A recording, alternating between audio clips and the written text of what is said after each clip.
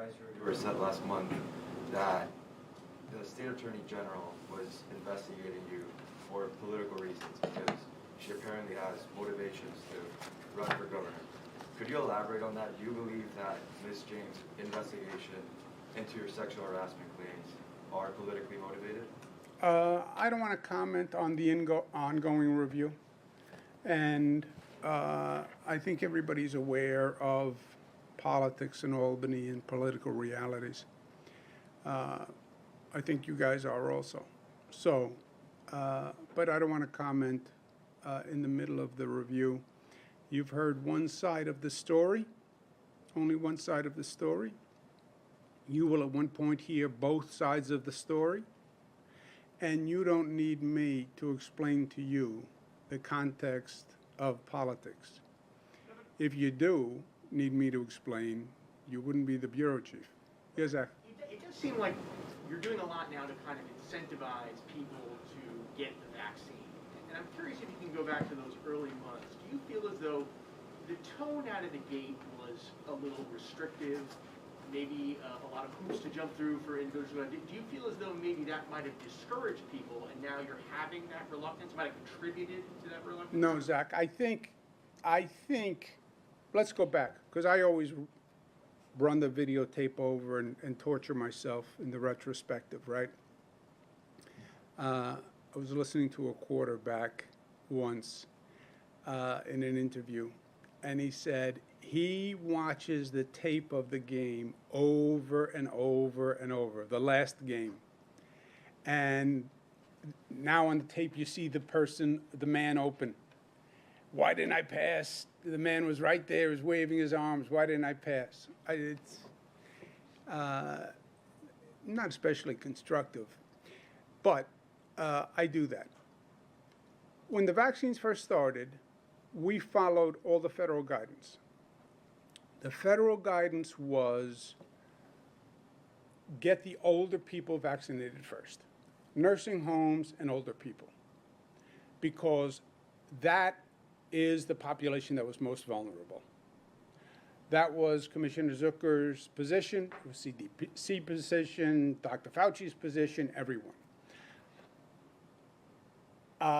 And we didn't have enough vaccines for the population. The demand was tenfold the number of vaccines. And that was the federal problem of the federal government ramping up production.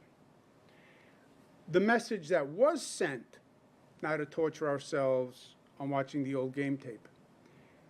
Well, if older people need it first, I'm younger, it means I don't need it.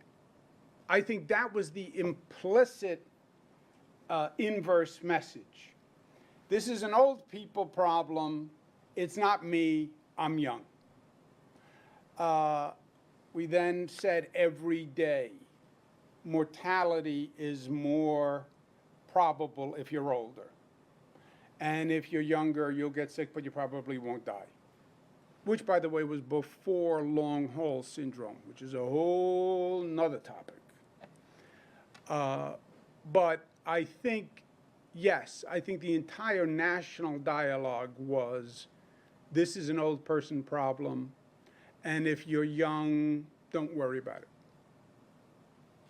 Governor, have you been interviewed by the AG's office or the State Assembly or the FBI in either of those investigations? And my second question is about the Wall Street Journal's latest report on your former vaccine czar, Larry Schwartz. Can you comment on whether or not you know anything about the phone calls he made allegedly politicizing vaccine distribution, and were you aware of any of that? Yeah, I said I don't want to comment on reviews.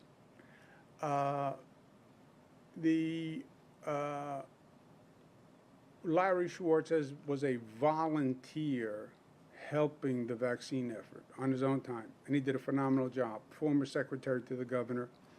You look at all these sites, he and Kelly did all of it. So he did a phenomenal job. And I'm totally confident in his performance. He was secretary to Governor Patterson. He was secretary to me. He was deputy county executive in Suffolk, deputy county executive in Westchester County. He's an extraordinary public servant. So I have total confidence in him. Has Larry been replaced? No, he was volunteering. Has someone taken over his role? Kelly is doing the operations. On a total change of subject, if I may, and this is on behalf of my colleague Mary Murphy, regarding the opioid settlement money to New York State. You know, $32 million has come to New York State so far. 21 million went to the state's general fund, according to family advocates who are upset about it. Can you respond to that change and talk about efforts to maybe alter the situation and prevent settlement money from going to the general fund going forward? I don't believe your number is right, but I don't know the specific numbers. Settlement money in general always goes to the general fund. I was Attorney General. I got billions in settlements from different reasons. It always goes to the general fund.